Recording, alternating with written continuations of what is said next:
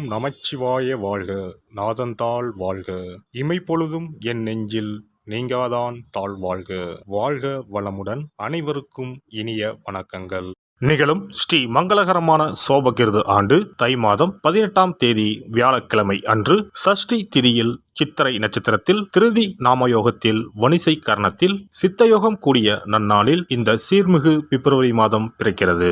பிறக்கப் போகும் இம்மாதம் உங்கள் வாழ்வில் வளமும் நலமும் செல்வ செழிப்பும் பெற்று புதிய வாய்ப்புகள் புதிய வெற்றிகளுடன் மங்களகரமாக அமைய எல்லாம் வல்ல இறைவனை உளமாற வேண்டி விரும்பி கேட்டுக்கொள்கிறேன். இம்மாத கிரக நிலைகளை பார்க்கும் போது மேசத்தில் குரு பகவான் சஞ்சாரம் செய்கின்றார். சனி பகவான் கும்பராசியில் பயணம் செய்கிறார். ராசிக்கு 6ஆம் இடத்தில் கேது பகவானும் 12ஆம் வீட்டில் ராகு பகவானும் பயணம் செய்கின்றனர். சுக்கிரன் புதன் செவ்வாய் ராசிக்கு 9ஆம் இடத்தில் சஞ்சாரம் செய்கின்றனர். ஜனவரி 15ஆம் தேதி சூரிய பகவான் மகர ராசிக்கு மாறியதை தொடர்ந்து பிப்ரவரி 1ஆம் தேதி புதன் பகவானும் பிப்ரவரி 5ஆம் தேதி செவ்வாய் பகவானும் மகர ராசிக்கு பெயர்ச்சியாக உள்ளனர். இதனால் பிப்ரவரி மாதத்தின் தொடக்கத்திலேயே 3 கிரகங்களின் சேர்க்கை நடக்க உள்ளது.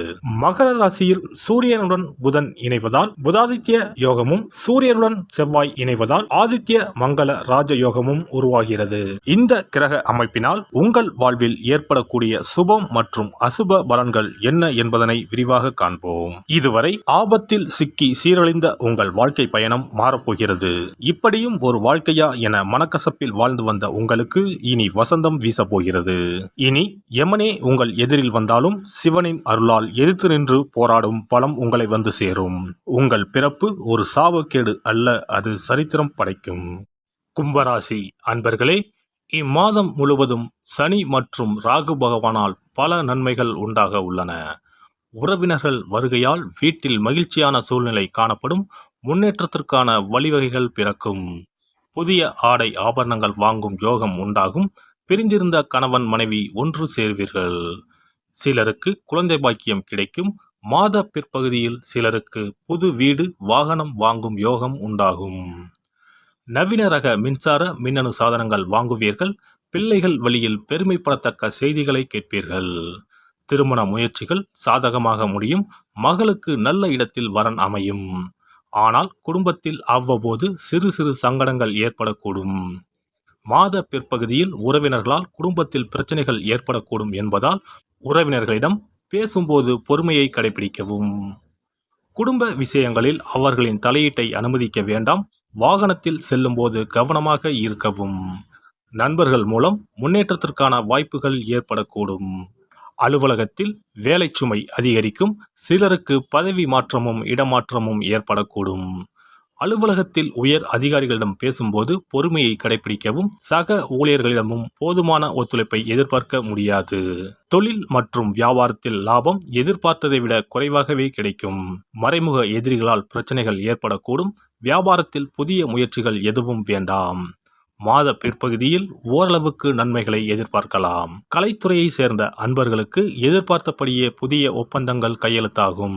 நியாயமாக உங்களுக்கு கிடைக்க வேண்டிய பாராட்டுகள் கிடைக்கும். புகழும் கௌரவமும் ஒரு படி உயரும். பரிசும் பாராட்டுகளும் குவியும். மாணவ மாணவியர்கள் பாடங்களில் கூடுதல் கவனம் செலுத்தவும். கஷ்டப்பட்டு படித்தால்தான் பாடங்களில் நல்ல மதிப்பெண்கள் பெற்று ஆசிரியர்களின் பாராட்டுகளை பெற முடியும். குடும்பத்தை நிர்வகிக்கும் பெண்மணிகளுக்கு மகிழ்ச்சி தரும் மாதமாகவே இம்மாதம் அமையும். உறவினர்களுடன் இணக்கமான சூழ்நிலையே காணப்படும். குடும்ப உறுப்பினர்கள் உங்கள் ஆலோசனைகளுக்கு மதிப்பு தருவார்கள். அலுவலகம் செல்லும் பெண்மணிகளுக்கு எதிர்பார்த்த சலுகைகள் கிடைக்க வாய்ப்புள்ளது. சாதகமான நாட்கள் 3, 4, 5, 9, 10. அதிர்ஷ்ட எண்கள் 2, 3, 7. வழிபட வேண்டிய தெய்வம் தட்சிணாமூர்த்தி விநாயகர். பரிகாரம்: விநாயகருக்கு வெள்ளிக்கிழமைகளில் தேங்காய் எண்ணெயில் தீபம் ஏற்றி அருகம்புல்லால் அர்ச்சனை செய்வதும், வியாழக்கிழமைகளில் தட்சிணாமூர்த்திக்கு மஞ்சள் மலர் கொண்டு அர்ச்சித்து வழிபடுவதும் நன்மை தரும். சிறப்பு பரிகாரம் மற்றும் ஆலய தரிசனம். புத்திர பாக்கியம் என்பது திருமணமாகி பல ஆண்டுகள் ஆகியும் புத்திர பாக்கியமே ஏற்படாத நிலை. புத்திர தோஷம் என்பது ஒவ்வொரு லக்னத்திற்கும் வேறுபடும். பொதுவாக எந்த லக்னமாக இருந்தாலும் 5ஆம் இடம்தான் புத்திரஸ்தானத்தை குறிக்கும். எனவே அந்த 5ஆம் இடத்தை முக்கியமாக பார்க்க வேண்டும். சேர்த்து வைத்த புண்ணியம்தான் குழந்தையாக பிறக்கும் என்று பழமொழி உண்டு. அந்த வகையில் 5ஆம் இடம் பூர்வ புண்ணிய ஸ்தானமாகவும் திகழ்கிறது. தாய்மாமன் தாய்வழி உறவுகள் ஆகியவற்றை குறிப்பதும் 5ஆம் இடம்தான். 5ஆம் இடத்தில் பாவக்கிரகங்கள் அதாவது ராகு, செவ்வாய், சனி அல்லது சூரியன் அமர்ந்தால் ஒரு சிலருக்கு குழந்தை பாக்கியம் இல்லாமல் போகும் அல்லது தாமதமாக கிடைக்கும். ஒருவேளை 5ஆம் இடத்தில் உள்ள பாவக்கிரகங்களை சுப கிரகங்கள் பார்த்தால் குழந்தை பாக்கியம் கிடைக்கும் என்பது நம்பிக்கை. இனி புத்திர பாக்கியம் பெறுவதற்கான ஆலய வழிபாடுகளை பார்ப்போம். செவ்வாய் பகவானின் அம்சமாக கருதப்படும் முருகப்பெருமான் வழிபாட்டை தவறாமல் செய்பவர்களுக்கு நிச்சயமாக புத்திர பாக்கியம் கிடைக்கும். குரு பகவான் வீற்றிருக்கும் தலங்கள் அனைத்தும் சிறப்பு வாய்ந்தவைதான். ஆலங்குடி குருஸ்தலம், திட்டை குருஸ்தலம் சிறப்பான பலன்களை கொடுக்கும் ஆலயங்களாகும். அது மட்டுமல்லாமல் சிதம்பரம் அருகே இருக்கக்கூடிய ஓமாம்புலியூர் துயர்தீர்த்தநாதர் ஆலயமும் குரு பகவானின் ஸ்தலமாகும். இந்த ஆலயங்களுக்கு சென்று தரிசித்து வருவதன் மூலம் புத்திர பாக்கியம் நிச்சயமாக கிடைக்கும் என்பதை உறுதியாகவே சொல்லிக் கொள்கிறேன். மேலும் வைத்தீஸ்வரன் கோவில் அனைத்து விதமான நோய்களையும் தீர்க்கும் ஆலயம். இது செவ்வாய் பரிகார ஸ்தலம். எனவே நல்ல சத்தான அறிவு கூர்மை மிக்க குழந்தை பாக்கியம் வேண்டுபவர்கள் இந்த ஆலயத்திற்கு சென்று வந்தால் குழந்தை பாக்கியம் பெறுவதற்கு உண்டான தடைகளை நீக்கி புத்திர பாக்கியத்தை நிச்சயம் அருள்வார் வைத்தியநாத சுவாமி. மேலும் கருவின் உருவாக இருக்கும் கருமாரியம்மன் ஆலயங்கள் அனைத்தும் புத்திர பாக்கியம் நல்கும் ஆலயங்களே.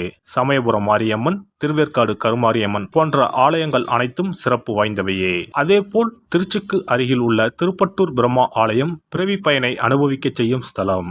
திருப்பட்டூர் பிரம்மாவிடம் வேண்டுதல் வைக்க குழந்தை பாக்கியம் கிடைக்கும். திருச்செங்கோடு அர்த்தநாரீஸ்வரர் ஆலயம் புத்திர பாக்கியத்தை அருளும் முக்கிய ஸ்தலம். குருவாயூர் கிருஷ்ணர் ஆலயமும் ஸ்ரீரங்கம் ரங்கநாதர் ஆலயமும் குழந்தை பாக்கியத்திற்கு வழிகாட்டக்கூடிய வழி கிடைக்கக்கூடிய அற்புத திருத்தலங்கள். இந்த ஆலயங்களில் துலாபாரம் என்னும் வேண்டுதல் வைத்து வந்தால் குழந்தை பாக்கியம் உடனே கிடைக்கும். குழந்தை பேறு பெற்ற லட்சக்கணக்கான பேர் இங்கு வந்து நேர்த்தி கடன் செலுத்துவதை தினந்தோறும் காணலாம். அதேபோல் அத்தி மரத்தை நட்டு வளர்த்து வருவதும் அத்தி மரத்தை பேணி காப்பதும் குழந்தை பாக்கியத்தை தரும். தான தர்மங்களும் புத்திர பாக்கியத்தை தரும். அக்கம் பக்கம் உள்ள குழந்தைகளுக்கு உணவு வழங்குதல், இனிப்புகள் வழங்குதல் போன்ற செயல்கள் புத்திர பாக்கியத்தை தரக்கூடியதாகும். துர்க்கை வழிபாடும் முருகப்பெருமான் வழிபாடும் சிறந்த பரிகார முறைகள். அதிகாலை நேரத்தில் அரச மரத்தை 48 முறை சுற்றி வருவதன் மூலமும் குழந்தை பாக்கியம் நிச்சயம் உண்டாகும். எறும்பு புற்றுக்கு வெல்லம் பொட்டுக்கடலை கலந்து தருவதால் 1000 பேருக்கு அன்னதானம் செய்த பலன் வந்து சேரும். கர்ப்பிணிகளுக்கு அவர்கள் விரும்புவதை வாங்கி கொடுத்து அவர்களை மகிழ்ச்சிப்படுத்துவதன் மூலம் அவர்களுடைய ஆசீர்வாதம் கிடைக்க பெற்று குழந்தை பாக்கியம் கிடைக்கும் என்பது உண்மை. புத்திர தோஷம் உள்ளவர்கள் முதியோர் காப்பகங்களில் உள்ள முதியோருக்கு உணவு உடை வழங்கி அவர்களின் ஆசையை பெற்றால் புத்திர பாக்கியம் கிடைக்கும். மேற்கண்ட ஆலய பரிகாரங்களை முறையாக செய்து நம்பிக்கையோடு வணங்கி வந்தால் குழந்தை பாக்கியம் நிச்சயம் கிடைக்கும்.